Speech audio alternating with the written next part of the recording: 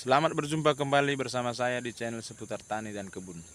Teman-teman, kali ini saya berbagi tentang pengendalian ulat pada tanaman timun ya, teman-teman.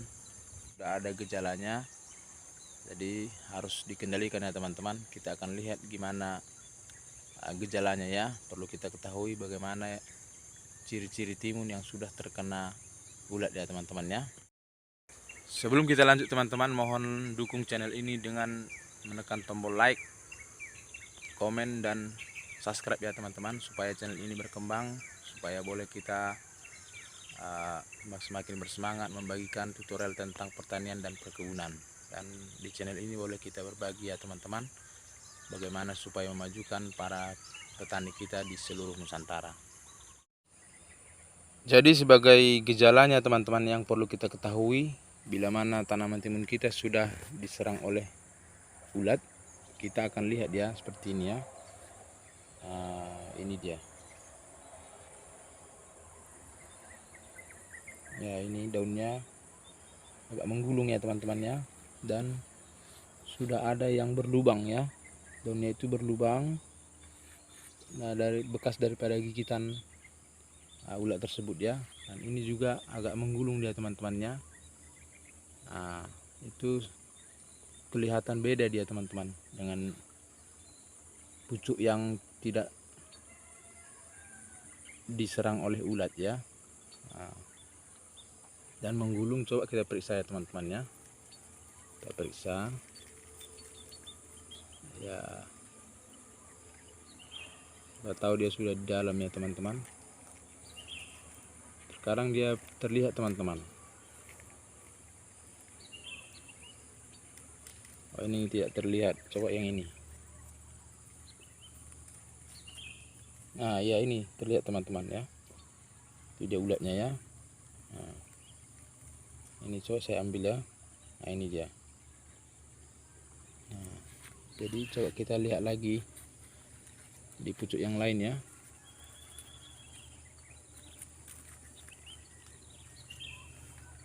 Nah, ini dia teman-teman ya. Jadi begitulah cara mengenali tanaman timun kita yang sudah terserang oleh ulat. Jadi inilah yang perlu akan kita kendalikan ya teman-teman ya.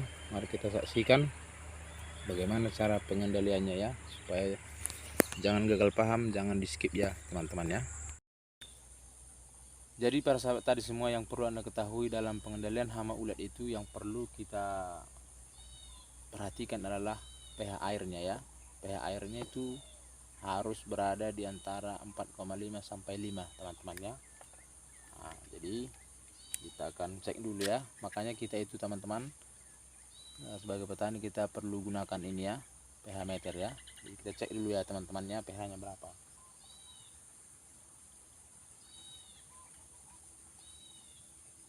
Ya, pH-nya ini sekitar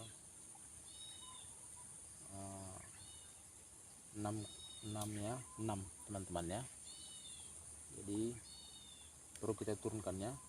Jadi teman-teman, bila mana pH air kita itu tinggi, kita akan turunkan dengan menggunakan ini teman-teman, cuka makan ya. Cuka makan boleh kita beli di toko-toko, di warung-warung ya. Dan juga kalau pH-nya itu rendah, kita naikkan dengan soda kue ya teman-teman ya. Soda kue, jangan sampai salah ya, jangan menggunakan baking powder ya, tapi yang kita gunakan adalah soda kue ya teman-teman ya.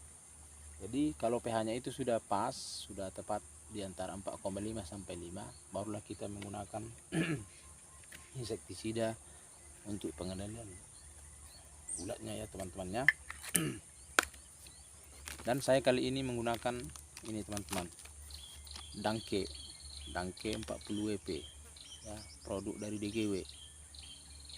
Nah, jadi dosis yang paling tinggi di sini saya lihat untuk pengendalian ulat itu 4 gram per liter. Nah, jadi kalau kita teman-teman dalam pengendalian ulat itu ataupun kutu-kutuan, kita jangan langsung pada dosis tinggi ya, kita harus ambil dulu sedang-sedang saja ya. Nah, ataupun dosis yang paling rendah dulu. Nanti kalau tidak bisa dikendalikan baru kita naikkan. begitu teman-teman ya. Teman-teman sobat tani semua, bila mana air kita itu pH-nya itu 4,5 sampai 5, itu cara kerja daripada insek itu akan efektif teman-teman. Terkadang itulah yang menjadi kesalahan, bahwa tidak adanya pengecekan air teman-teman. Jadi yang disalahkan lagi-lagi nanti inseknya ya, racunnya ya. Dia dibilang aduh nggak bagus atau apa gitu kan. Jadi padahal pH kita yang naik ataupun sebaliknya terlalu rendah teman-teman ya. Jadi makanya kita kita harus menggunakan ini teman-teman ya, pH air.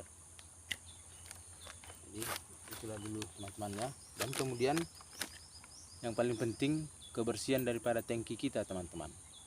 Jadi kita itu menyemprot, sering menggunakan pupuk, kalsium dan yang lain-lainnya, itu mempengaruhi daripada kebersihan tangki kita. Jadi makanya itu kalau saya pribadi, saya itu selesai menggunakan tangki semprot saya akan cuci bersih agar tidak mempengaruhi pH air nantinya yang akan kita gunakan kembali di tangki semprot kita teman-teman ya. Dan kemudian satu lagi teman-teman, setelah kita mengaduk ya, ini obatnya, insektisidanya ya, kita aduk. Jangan lupa menambahkan ini teman-teman ya, perekat.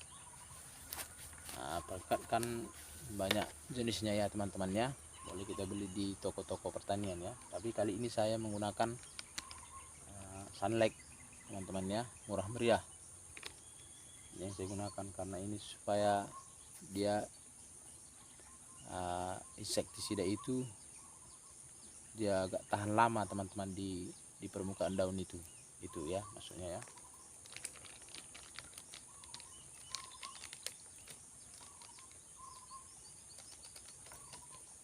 Oke. Jadi sekian dulu ya teman-teman ya, yang kali ini saya bagikan hanya khusus mengendalikan ulat ya.